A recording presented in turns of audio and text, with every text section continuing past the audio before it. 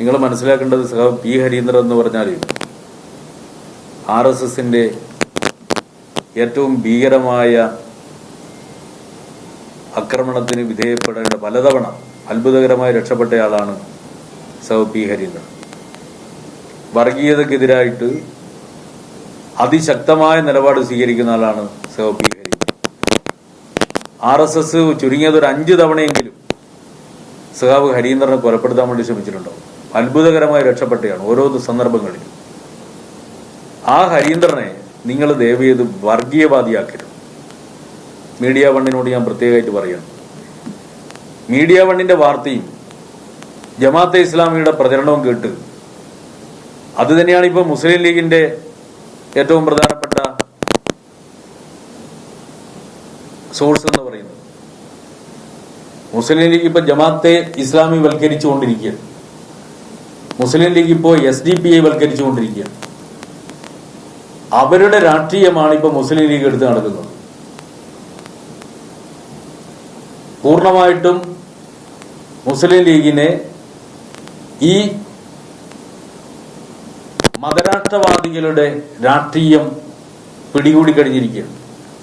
അതിന്റെ ഭാഗമായിട്ടാണ് ഇത്തരത്തിലൊരു പ്രചരണം നടക്കുന്നത്. ഇപ്പോ അദ്ദേഹം നടത്തിയ പ്രസംഗം ഇതാണ്.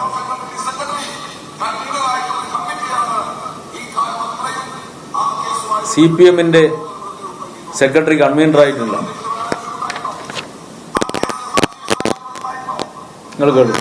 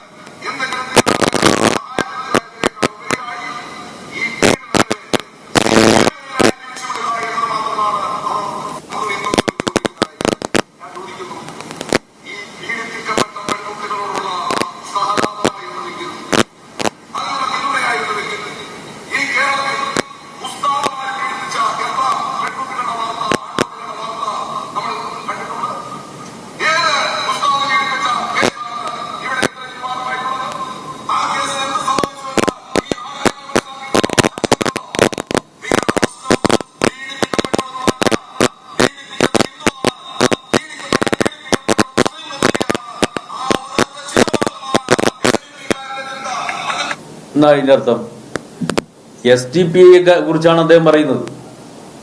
മനസ്സിലായില്ലേ? ഇല്ലേ? ക്ലിയർ അല്ലേ? നിങ്ങൾ ഈ പറയുന്നതാണോ അതിൽ പറയുന്നത്? കേട്ട് കേൾക്ക്. പാലത്തായിലെ പ്രതി ഹിന്ദുവായതാണോ നിങ്ങളുടെ പ്രശ്നം എന്നാണോ അദ്ദേഹം ചോദിച്ചത്? നിങ്ങളുടെ ഇതിൽ എഴുതി വെച്ചെന്താ? പാലത്തായിലെ കുട്ടി, പാലത്തായിലെ പ്രതി ഹിന്ദുവായതാണോ നിങ്ങളുടെ പ്രശ്നം? അങ്ങനെ ചോദിച്ചോ അദ്ദേഹം? അല്ല, നിങ്ങൾ അതായത് ഇതിൻ്റെ അകത്ത് അതായത് പിന്നെ ഇങ്ങനെയാണ് അദ്ദേഹം പറയുന്നത്. പ്രശ്നം പീഡിപ്പിക്കപ്പെട്ടത് ഹിന്ദുവാണ്, ഇരയാക്കപ്പെട്ടത് മുസ്ലിം പെൺകുട്ടിയാണ്. ഇത് മാത്രമാണ് SDPIക്കാരന്റെ ചിന്ത എന്നല്ലേ പറഞ്ഞേ? അതായത് ഈ കുട്ടി ഹിന്ദുവാണ്, പീഡിപ്പിക്കപ്പെട്ടയാള് ഹിന്ദുവാണ്, മുസ്ലിമാണ്, ഇത് മാത്രമാണ് SDPIക്കാരന്റെ ചിന്ത. SDPIക്കാർ ഈ ഒരു വിഷയത്തെ വർഗീയവൽക്കരിക്കാൻ വേണ്ടി ശ്രമിച്ചതിനെ വിമർശിക്കുകയാണ് ഹരീന്ദ്രൻ ചെയ്തത്.